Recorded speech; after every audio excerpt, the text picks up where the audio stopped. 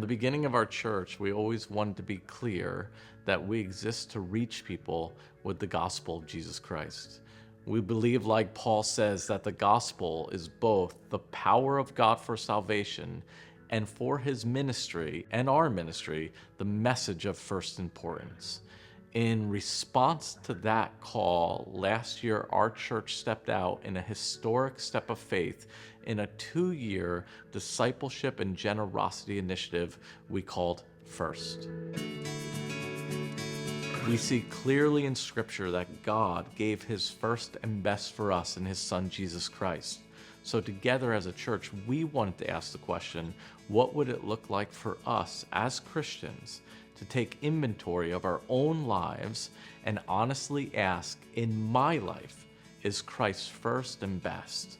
So what we did for 6 weeks last fall is we studied the Scriptures, a theology of first in both Sunday sermons, small groups. We prayed and we wrestled with the hope that every single Christian at Emergence Church would lean in a step of faith and generosity and join us in this journey called First. What happened next was amazing. After 6 weeks of preaching and praying and studying and community, where each person took the time personally to ask, what in my life would it look like with Christ if he was first and best? We responded in a step of faith and generosity in the most powerful generosity response in the history of our church. And the congregation responded so powerfully in faith that not only did we meet the goal, but we exceeded it. This past year, as we committed to that goal together, we've continued to see God work through the ministry of this church. We once again saw record numbers of baptisms.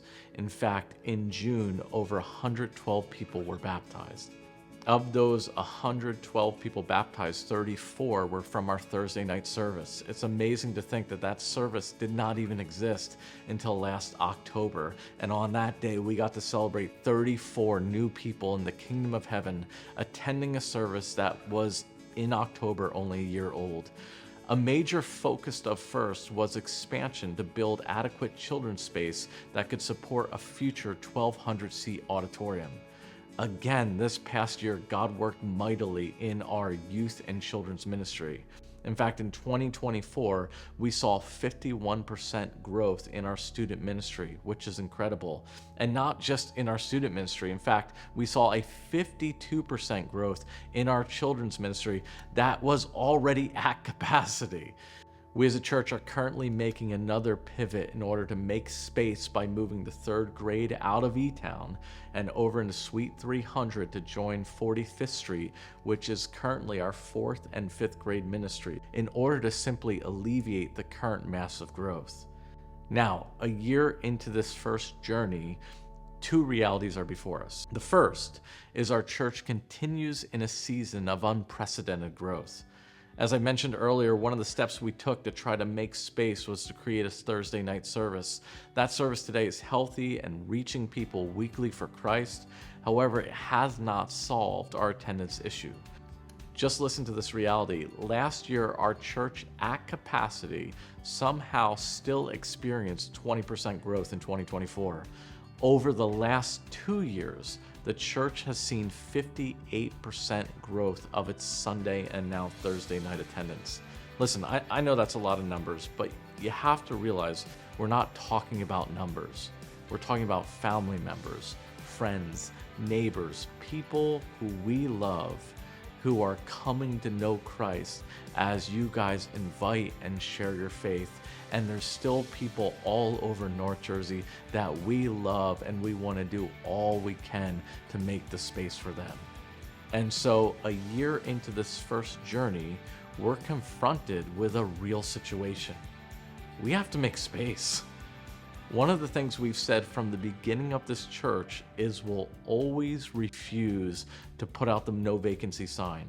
And we'll do all that we can to share the good news with all we can, because if the people of North Jersey are going to reject God, they're going to have to crawl over us to do that. And because of that heartbeat and the faithfulness of you all in this church who pray and who share their faith, we now have a very real space crisis. So the first reality we need to be honest about with where we are is we have an alarming space need. The second reality is we want to continue to ask the question that's been guiding this whole discipleship journey. What would it look like in my life for Jesus to be first and best?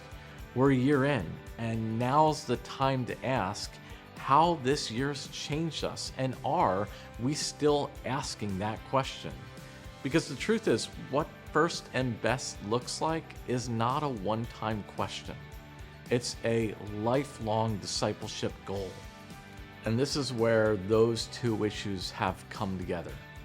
First, in light of all that God's done at our church with growth and new folks in the past year, as well as, secondly, the season of discipleship and generosity where we're asking the question to the Lord, what does first and best look like in my life? Those two realities have now come together where we're at the place going, we need to take a step of bold faith. And what does bold faith look like? We know as a church we'll always be about the gospel. That will always be first importance. But now we believe it's time for us as a church to take a bold step of faith. Here's the truth. I think it'd be really tempting 1 year into this initiative where let's just be honest, it's going really well. We are hitting our marks. In fact, we're even above most of the marks for where we should currently be right now. And that's a time where a temptation can sneak in, and as a church, we could be tempted to hit cruise control and just coast the rest of the way. But the truth is, our heart right now is the opposite. What we see God doing right now is the opposite. And with all the new people who've joined us over the last year, with all the growth and confirmation along the way, we believe now's the time not to coast, but to boldly accelerate toward our vision, and that bold acceleration take an increased step of faith as well.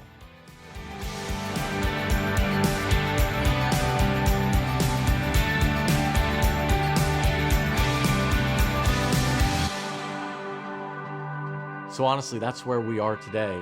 Over the past year, we've prayed and we've wrestled with all that God's doing, the lack of space, and the reality of the timeline to do phase 1. And originally the plan was a future phase 2. And so it looked like we had a situation where we're going to build our children's ministry in phase 1, the support ministries for the future auditorium that we would build down the road as part of phase 2.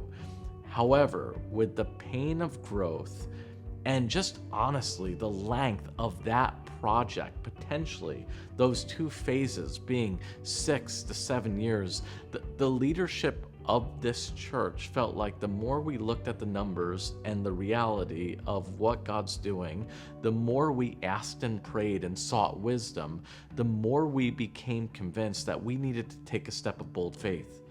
And as a result, I'm excited to share with you guys, we're expanding our first initiative in order to accelerate the timeline, to create space to reach as many people as quickly as possible. Let me real practically talk about how that's going to look. So first, as we've said from the entire initiative, we're committing to what we call first importance. That's what we always do.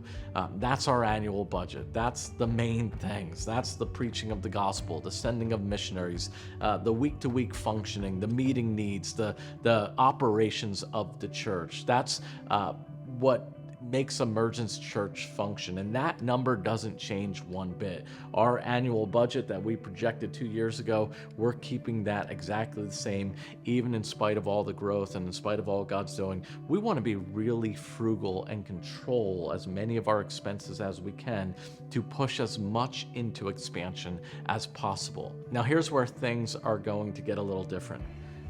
It's not that we're not doing what we committed to. We're still very much going to build children's space. We're still very much going to build student space. What we're doing is not changing the initiative, we're expanding the initiative. And this is what we're calling first bold step. Instead of waiting for a future campaign, we're going to prioritize the building of the auditorium. We're going to raise the initial funds for us to start to build the 11 to 1200 seat auditorium to both meet our current needs and expand for the future folks that God seems to keep bringing. We're also still committed and need to expand our children and youth space in this phase. And this is the third piece, what we're calling First Families. We're expanding in this initiative where we're going to build our kids ministry that can adequately minister to a 1200 seat auditorium, as well as a first phase student ministry space, which will more than adequately for the next several years of student ministry serve our growing population of students that are coming out and being ministered to there. We believe that this expanded plan allows us to make as much space to minister to the most amount of people as quickly as possible. Like we've said before from the beginning of this church, we've always unapologetically tried to reach as many people with the gospel of Christ as we can, and we believe this is a time for a bold step that will allow us just to do that.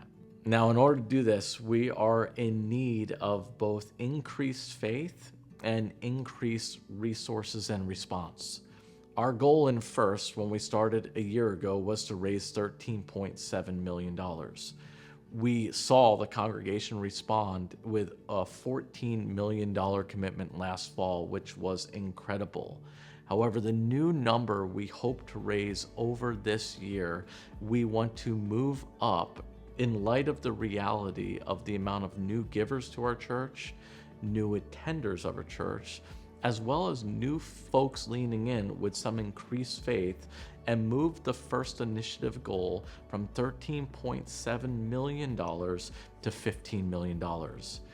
We believe this increase balances both wisdom and faith and is entirely possible. Let me quickly break down the estimated numbers for you. As we've already said, the first thing of First was first importance. That doesn't change. The budget for last year and this year is still the originally committed $9.2 million, which is 2 years of operating expenses. That includes everything from missionaries to church plants to staff to electricity to all the things that make the church move forward. What we're hoping to add to the First Initiative is what we're now calling our first bold step. And we're hoping to raise $3.8 million to begin the construction of the auditorium and lobby space, as well as committing $2 million to our family expansion to build the children's ministry and phase 1 of the youth space. Those numbers make up $15 million. Now, honestly, that money will not cover the total costs of all we hope to do, but we believe it's a bold step of faith while also being responsible with what we can raise. The truth is, we'll secure financing in order to complete the auditorium and children's phase in phase 1 of the youth ministry space initiative. Listen, I know it's a bold step, but I do believe as we've sought counsel and prayed and just looked at the reality of all God's doing, we believe it's a wise and attainable step. For some reason, God's placed his hand on our church. God's allowing us to see amazing growth. I believe we have a responsibility to do what we can in order to continue to make the space for those that he's bringing. I want to say something else. Honestly, for me, this is one of the most encouraging seasons for us as a church we've ever been in. To see folks taking first-time steps of discipleship and hearing stories and getting emails about how God's used this initiative, not just in their own discipleship, but how it's strengthened their marriage or how faith has increased in their homes and families and children. And it's just been overwhelming to see the response of this congregation. And so I want to share with you, honestly, I'm really excited about this next step together. And I'm praying that we get to see God do more than we could ask or imagine as we move into this new phase of expansion.